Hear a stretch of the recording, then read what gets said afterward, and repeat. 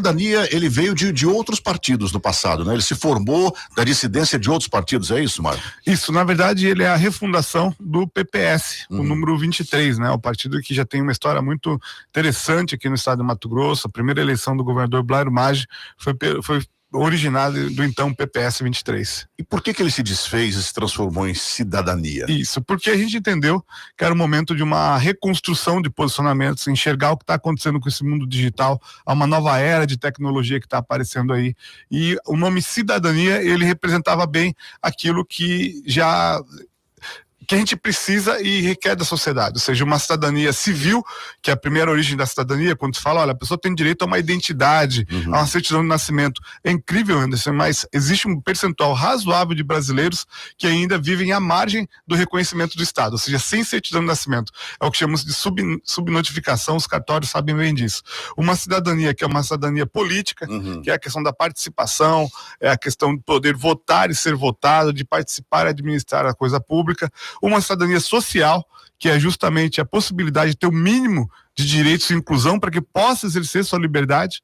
Não, uma pessoa com fome, uma pessoa sem emprego, uma pessoa preocupada com as coisas do dia a dia tem dificuldade para exercer plenamente a sua cidadania. Então tem uma cidadania social que faz parte desse bloco, e agora a gente fala muito numa cidadania digital, que é a sua identidade, sua participação nos meios de comunicação, a sua ser ouvido, né, que as pessoas querem. Então a gente entendeu, né, que o partido, na verdade, como disse, vinha do PPS, e lá atrás ainda já é originário do antigo PCB, é o partido mais antigo do Brasil, mas que é o camaleão da democracia, soube entender o momento histórico. Deixa eu entender, ele veio do PCdoB, aí mudou para PCB, veio do PCB, mudou para PPS. Em 92. De PPS para Cidadania. Exato. A primeira mudança de nome não deu certo. Ela representou uma melhoria em relação ao tempo passado. Né, ela seguiu mais ou menos um histórico que nem o PCB italiano seguiu, aí depois que era o Partido Popular Socialista. Para a Cidadania. Exato. A mudança de nome, não é mais fácil tentar mudar a ideologia do partido, a visão, do que ficar mudando a sigla, ou você acha que não? O que houve não foi apenas uma mudança de nome, foi uma reformulação estatutária completa, onde se mudou, né, a leitura que havia da esquerda comunista, agora entrou no Partido da Democracia mais voltado com viés liberal, e isso mudou os posicionamentos, a forma do estatuto, mudou radicalmente a estrutura de como o partido está pensando.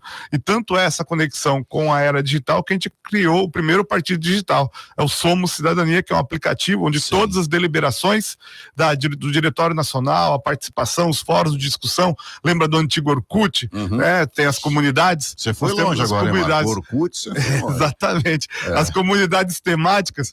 Então o partido consegue se desenvolver hoje no ambiente digital para justamente conectar com a juventude dentro de uma pegada de compromisso inarredável com a democracia e o Estado de Direito, ou seja, mudou a ideologia ao longo do tempo. Você tem pergunta para o Marco? Pode mandar, tá? 98107-4204, 98107-4204. Quantos representantes hoje nós temos no nosso estado que se elegeram pelo partido? Então, nós temos aí uma boa base de vereadores no interior, né? Aqui em Cuiabá é muito elogiável que a gente conseguiu fazer a maior bancada de vereadores na última campanha. Então nós temos aí o Diego Guimarães, o Coronel Pacola, temos o Rodrigo Arruda, que são vereadores que estão desempenhando seu papel com muita transparência, com combate à corrupção, e que tem agradado muito à sociedade, ou seja, representam bem aquilo que a gente espera que a cidadania possa fazer. Há vereadores querendo trocar de sigla já ou não? Ainda não há intenção, pelo menos manifesta, em relação a mim. Ninguém me falou nada sobre isso. Então me parece que não existe nenhum dos vereadores querendo trocar de sigla nesse momento, só até porque não pode, né? E para a Assembleia, por que você acha que o partido não conseguiu ter uma representatividade lá? Nós não temos hoje deputado estadual eleito. A gente tem uma linha de vários suplentes. Foi o jogo da coligação que se montou em 2018 que acabou por conta aí de 200, 300 votos. A gente não faltou para chegar na eleição, mas porque foi a diferença do doutor Eugênio, que era do PSB, do deputado Max, com o delegado Sérgio, que era do nosso partido. Então o delegado Sérgio perdeu por um pouquinho, né? Mas a perspectiva é que a gente possa construir uma chapa muito competitiva. A gente já tem de 16 a 20 nomes escalados para a chapa de deputado estadual. É lógico que a gente está meio agora apreensivo, porque as regras estão mudando, né? É possível que haja mudança mudanças. Então, por exemplo, na campanha de vereador a gente jogou sozinho, não podia coligação. Agora é possível, foi aprovado na Câmara a coligação. Tem muito analista político de maneira inteligente que conhece Brasília dizendo que não vai passar no Senado e vai ficar tudo como em 2020. Então, se isso acontecer, nós vamos jogar com chapa pura, e na chapa pura nós temos uma perspectiva aí de fazer hoje 3 deputados estaduais, ou pelo menos aí no mínimo 2. Bom, você falou num desafio muito grande hoje, que é atrair o jovem, né? O jovem é um cara que está muito antenado, muito ligado. Exato. Ele tem acesso à informação de uma forma muito rápida, de uma forma instantânea.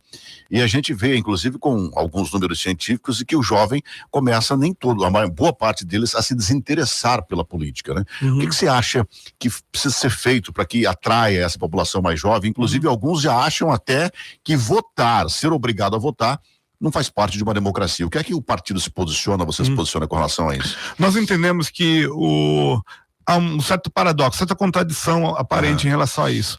A política tradicional partidária, ela tem sofrido um desgaste muito intenso, as pessoas não querem participar. Mas, de outro lado, tem porque antigamente as juventudes dos partidos eram fortes, hoje já nem tanto. Não, já não é mais tão forte.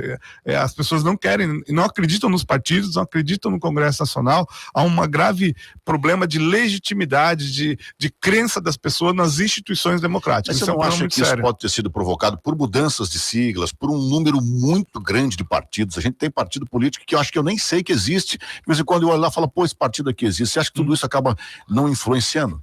Eu acho que o excesso de siglas influencia sim. Isso gera um sistema muito fragmentado, onde você não consegue separar qual a posição de cada um, porque não importa a posição, importa que tenha posição e possa transmitir a sua posição pro jovem para que ele possa escolher. Mas o que eu tenho visto, como eu estava dizendo, de maneira um pouco paradoxal, é que se a política tradicional está em crise, de outro lado a gente percebe o engajamento. É lógico que tem uma geração aí preocupante, que é a geração neném, que nem estuda nem trabalha, e esse não quer muita coisa com nada não. Mas há um engajamento de jovens nos movimentos. Sim, eles são eleitores, exato, mas isso não quer dizer que a gente não tenha que defender um modelo, um estilo de nem trabalhar nem estudar. Então a gente defende que mesmo eles tenham inclusão, tenham incentivo para que possa trabalhar, possa estudar, para que possa se desenvolver na vida.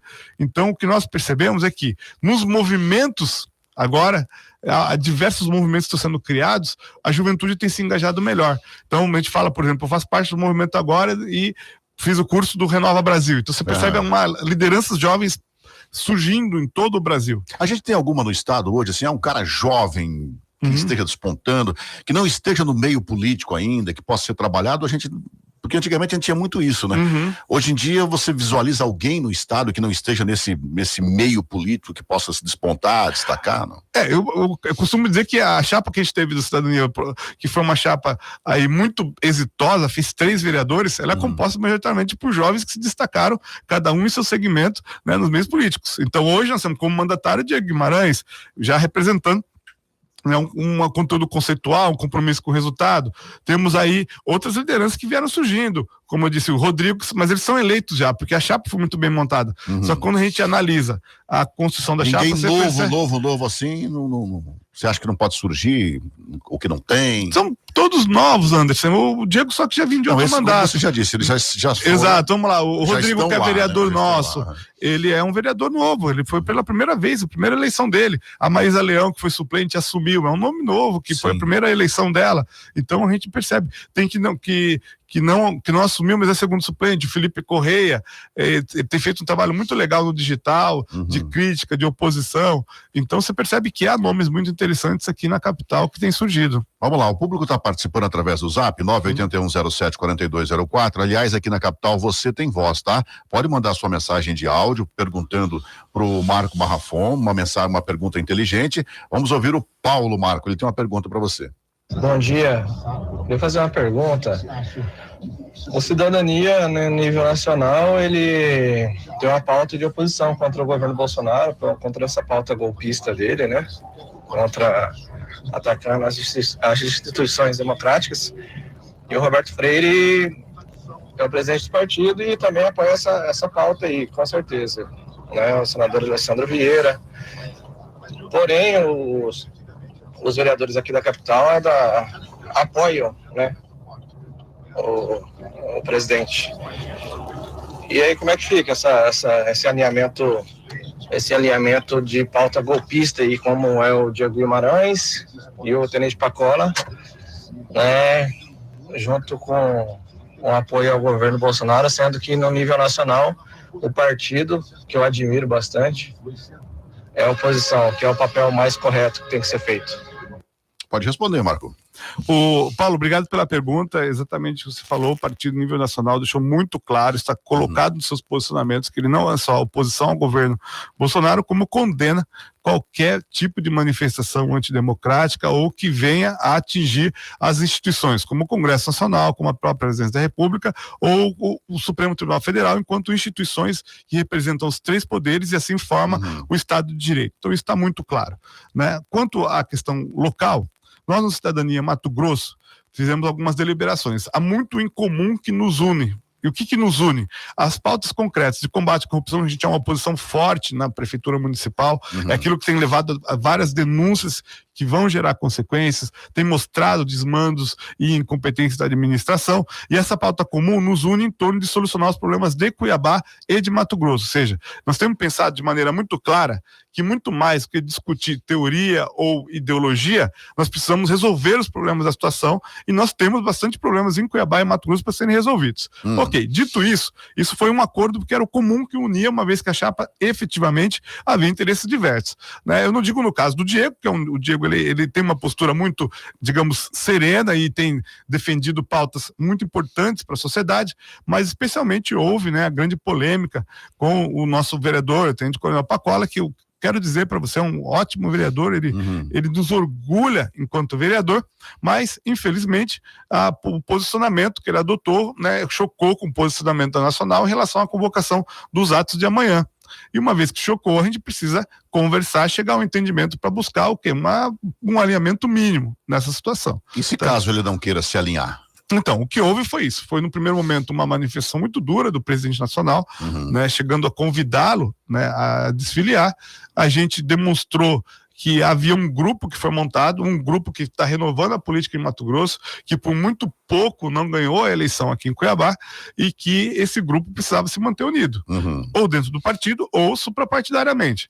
Então a ideia é que o grupo se mantenha e no decorrer dos próximos dias a gente tem dialogado para buscar um entendimento, um alinhamento, no sentido de, ou, né, as coisas caminham no sentido de como a Nacional tem deliberado, ou nós vamos tentar construir o grupo de maneira suprapartidária, ou seja... Tá, mas e aí, qual o posicionamento com relação ao vereador? Vai ser realmente convidado a sair? Ele vai ter que mudar o posicionamento dele? Como é que fica essa história? Então, ele já foi convidado a sair pelo presidente nacional, então não é algo que nós precisamos repetir.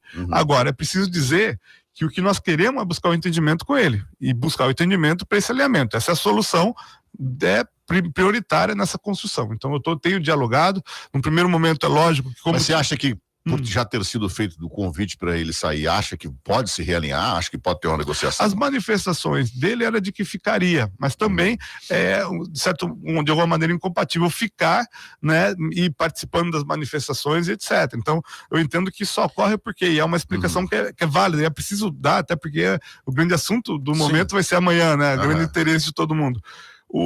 Toda manifestação no Estado de Direito, ela é válida, ela é a expressão da liberdade individual, ela é importante que seja feita, democracia. Então, nesse contexto que eu entendo que o tenente coronel Pacola defende. Ele não defende, eu conversando com ele, inclusive ele assinou uma carta comigo, falando da defesa intransigente das instituições democráticas. A gente assinou isso junto. Mas e se ele não quiser mudar o posicionamento dele? Né? E o problema é que essa manifestação do dia 7, no qual muitos matogrossenses, né, têm aí aderido, ela é uma manifestação em que você nota que algumas pessoas radicais estão levando para o lado errado. E uma vez que leva para o lado errado, vamos imaginar, quando o Roberto Jefferson solta uma carta falando abertamente de ruptura, e antes ele foi preso porque já tinha gravado vídeo com armas na mão. Ora, qualquer movimento de pessoa armada contra o Estado de Direito é crime inafiançável e imprescritível contra a segurança nacional. Sim. Isso é muito grave. Então, quando pessoas que estão alinhadas a isso levam a questão de uma manifestação, que é para ser uma manifestação pacífica, fruto da liberdade dentro da democracia, para um sentido golpista, golpista, aí nós vamos ter que entrar na jogada e vamos ter que avaliar se houver a participação, como a gente constrói o melhor entendimento e qual a postura que a própria Nacional, já que ela se deu conta da situação, se ela vai abrir ela vai ela não basta ser uma carta para tirar alguém do partido ou abrir um procedimento de expulsão. Tem que ter um ato formal. Então nós estamos buscando um entendimento local e a partir do dia após a manifestação, caso seja um desalinhamento irreconciliável, aí nós vamos então fazer uma última conversa. A permanência dele ou não, vindo da direção do partido, depende de amanhã. Foi colocado claramente na carta que não era só isso, né? Que era também as convocações anteriores, foi até É porque pelo que eu entendi, pela direção nacional, ele já não há mais interesse em que ele fique. Já a direção local, que é comandada por você, há um interesse de uma conversa. Isso, nós queremos alinhamento. Mas aí um atrito com a direção local, com a direção estadual e a direção nacional, porque a direção nacional não quer, já convidou para sair. Você é o presidente do partido no estado e diz que quer uma conversa. Não é um choque aí, então, É que, Anderson, a política é a arte do diálogo, né? A política é a arte do diálogo. Se for irreconciliável, aí não haverá outra situação. Mas a nacional não quer conversar, né? A nacional já convidou para sair, segundo você. Exato, mas nós temos conversado com eles, então, até explicando esse sentido que eu estou dizendo para você. A manifestação é uma manifestação pela liberdade, como aparentemente a gente acredita que possa ser, é possível conciliar as posições depois. Não, a manifestação efetivamente, por conta desses extremos, vai atingir um outro nível. Aí, ou seja, o Pacola amanhã vai ser fiscalizado pelo partido. Eu acredito que vão estar, especialmente a Nacional, que já tinha olhado antes, vai estar olhando essa situação. Especialmente a Nacional, por quê? Vocês aqui não pretendem fazer isso? Não, porque nós entendemos que isso foi uma questão que foi puxada para a Nacional. Veja, nós não fomos notificados a tomar uma atitude ou chamá-lo para conversar sobre isso aqui antes. Houve uma carta do presidente nacional, justamente convidando ele, explicando que o posicionamento dele não estava em harmonia com os princípios do partido e convidando ele a se desfiliar. Isso é o que houve, direto. O presidente me avisou, mas me informou sobre isso. Nós aqui estamos com um posicionamento fechado com a Nacional. Isso é preciso dizer, nós entendemos, você não me vê, se você olhar o meu Instagram, se você olhar a minha página no Facebook, os atos formais do partido, não há nada, enquanto posição partidária, que apoia esse tipo de manifestação. Entendi. Ok, então está posto. O que nós temos é o seguinte, houve a própria estatuto do partido, quando mudou, ele deu muita liberdade aos mandatários. Inclusive é o único partido que não tem fechamento de questão. Então a gente deu uma guinada muito grande. Então é difícil você expulsar alguém só por isso. Precisa haver uma série de atos e precisa ter um devido processo. Uma vez instaurado o devido processo, a gente vai analisar o caso. Bem, então, a nossa repórter Amanda Simeone também tem uma pergunta para você, Marco. Vamos ouvir a pergunta dela, vai. Bom dia, Anderson. Bom dia, Marco Marrafon. Aqui é a Amanda, repórter de política aqui do Grupo Capital. Olha, a minha dúvida é em relação à situação do vereador Pacola. Houve aquela situação em que a Nacional do partido pediu que ele se retirasse. Eu queria saber como é que está essa situação dentro do partido. Depois, aqui, a sede mato-grossense, assinada pelo senhor, emitiu um comunicado que ele não seria convidado a se retirar, mas eu queria saber como está em andamento. A Nacional reiterou esse pedido, ele vai ser expulso do partido. Como que está esse andamento? Obrigada. O Marco já respondeu, né, a pergunta, essa pergunta. Mas, Marco, a gente vê então que tudo está se envolvendo pro lado do vereador Pacola. São 2 vereadores do partido na Câmara? Ou 3? 3 vereadores. O Pacola, pelo jeito, é o único que está com essa indisposição, né? Se fica, se sai, se não sai. Mas, enfim, você acha que o Pacola, com tudo isso que está acontecendo, depois do ato de amanhã, ele mesmo não pode chegar a vocês e pedir para sair do partido?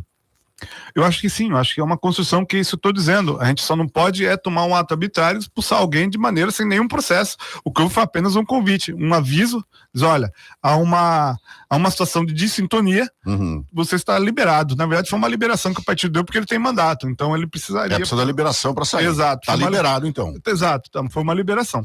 Mas a gente entende que muito mais do que essa divergência tem pautas locais que nos unem. E aí essa grande questão que levou a gente construir uma carta em conjunto para dizer, vamos analisar e vamos construir uma saída para essa situação. Essa saída está em andamento e, lógico, se as posições forem irreconciliáveis, aí então não terá o que fazer, né? Agora, eu tenho insistido na seguinte ideia, uma vez que a Nacional ela emite a carta e conduz o processo, então ela que deve. Eu tenho o meu papel enquanto dirigente local, que sabe o contexto onde as coisas foram feitas, é defender os filiados em Mato fica no Grosso. partido, né?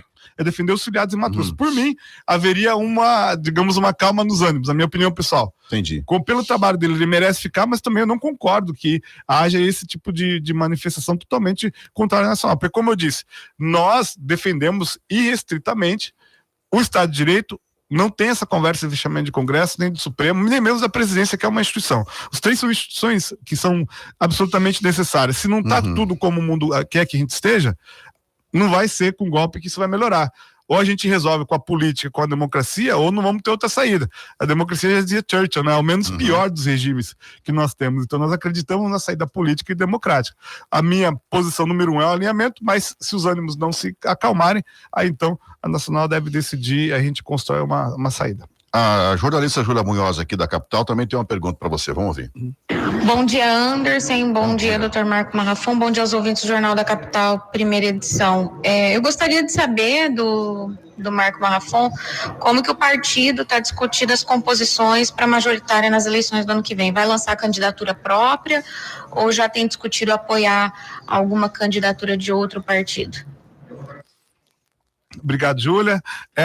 Nós temos trabalhado da seguinte maneira: a gente tem priorizado as chapas estaduais, para deputado estadual e para deputado federal, tá? Com a meta de fazer aí pelo menos 3 estaduais e buscar a composição de chapa, uma chapa leve para construir 2 federais, mas temos dialogado também nas majoritárias. Então a gente tem nomes que estão à disposição para eventualmente apresentar um projeto novo para a sociedade, um projeto descompromissado com esses interesses políticos já arraigados no estado de Mato Grosso. Então, se, por exemplo, precisar queimar uma candidatura forte a deputado estadual com o vereador Diego, nós vamos subir com ele para governador. Em todo caso, a gente tem construído com grupos da sociedade civil, especialmente vinculados. Quer dizer que o Diego pode ser candidato? Pode ser. Ele é o nome que está à disposição do partido, mas a gente tem contribuído, até porque nós vamos ter uma candidatura a presidente. Candidato a governador. A governador. Isso, apresentar um projeto novo para a sociedade, uma alternativa.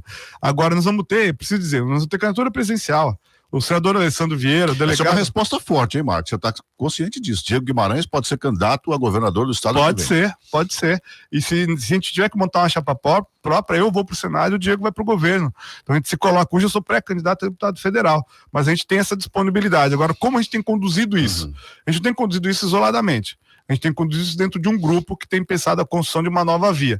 Onde está esse grupo? Está especialmente na construção dos comerciantes, dos empresários, do setor produtivo e do pessoal do empreendedorismo e inovação. Então a gente está do lado aqui em Mato Grosso de quem trabalha e produz e quer gerar empregos, porque a gente entende que foi um setor, principalmente o comércio, muito penalizado na pandemia.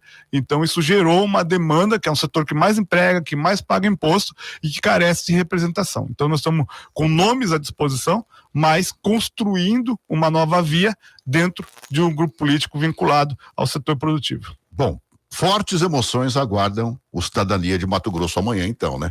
Por que eu digo assim, né, Marco? Porque tudo que nós conversamos aqui, né? A monitoração do partido em nível nacional com relação aos seus políticos, né? Com relação ao posicionamento deles, essa manifestação que está prevista para amanhã, que eu espero que a gente vá para assistir o desfile, que a gente vá para se alegrar com a independência do país e esqueçamos essas